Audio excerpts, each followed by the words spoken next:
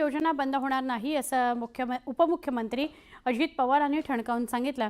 तसंच आम्ही लाडक्या बहिणींना 2100 रुपये नक्की देणार, जाहीरनामा हा 5 वर्षांचा असतो असंही त्यांनी स्पष्ट केलं। लाडक्या बहिणींना सरकार फसवत असल्याचा विरोधकांचा आरोप बिनबुडाचा आहे असं उपमुख्यमंत्री अजित पवार म्हणाले।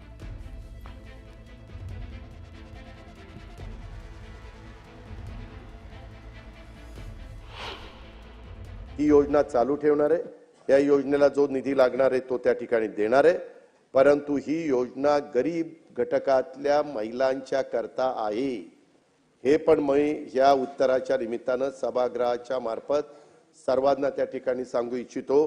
कधी कधी योजना येते परंतु त्याच्यामध्ये काही गोष्ट लक्षात आल्यानंतर काही आपण दुरुस्ती करतो, आम्ही दुरुस्त करणार आहे, त्याच्यामध्ये बंद करणार नाही, त्याच्यात कुठेही गरीब महिलांच्यावर अन्याय करणार नाही, ज्याला गरज आहे त्यांना 100% आम्ही देणारच, त्याबद्दल तसोबर पण आम्ही कमी त्या ठिकाणी पडणार नाही।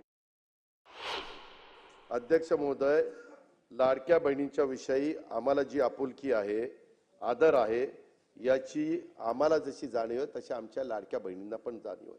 आम्हाला 5 वर्षाकरता निवडून दिले, आम्ही हे देणार आहे, आम्ही कधीच कोणी नाही म्हणलं नाही, मुख्यमंत्री नाही म्हणले नाही, एकनाथ नाही म्हणले नाही, आदिती नाही म्हणले नाही, तुम्ही तर कोर्टात गेला होता, काहीतरी म्हणले ते बंद करा, काही जण म्हणले चुनावी जुमला आहे, और चुनावी जुमला असताना काल होळीला 3000 रुपये दिले।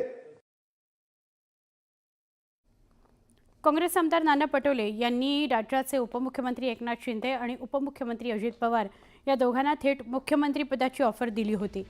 त्यांचं हे वक्तव्य चांगलंच चर्चेत आलं। यावरून आता थेट अजित पवार यांनी विरोधकांना चांगलाच समाचार घेतलाय। तुमच्याकडे माणसं नाहीत आणि कशाचा पाठिंबा देताय असा मिश्किल टोला अजित पवारांनी लगावलाय। यावेळी भास्कर जाधवांनीही अजितदादा बोलत असताना मध्ये भाष्य केलं, त्यावरूनही त्यांनी खास शैलीत भास्कर जाधवांना टोला लगावला। मी सभागृहाला सांगतो, हा अर्थसंकल्प फक्त 1 वर्षाचा विचार करून आम्ही दिलेला नाहीये, उद्याची 5 वर्ष 2024 ते 29 आणि ती 5 वर्ष अशी आहेत की त्याच्यामध्ये कुणी जरी गमतीनं जरी म्हणलं की अमक्यानी मुख्यमंत्री व्हावा, तमक्यानी मुख्यमंत्री व्हावा, आम्ही पाठिंबा देतो, अरे तुमच्याकडे माणसंच नाही, कशाचा पाठिंबा देत आहे? 20 टाळकी असताना, 15 टाळकी असताना, 10 टाळकी असताना, नाही मग 1 मिनिट, तसं नाही, तुम्ही पण बोलत असताना काही जण का बोलले, मी मगाशी पण म्हणालो होतो, मी नेहमी सन्माननीय सदस्यच म्हणतो, पहिल्यांदा तुम्ही नव्हता परंतु सन्माननीय सदस्य भास्करराव जाधव आणि मग इतर सगळे सन्माननीय असं म्हणून तेवढं ते सन्माननीय असं नाही। 5 वर्ष ह्या सरकारला ब्रह्मदेव आला तरी कोणी धक्का लावू शकत नाही।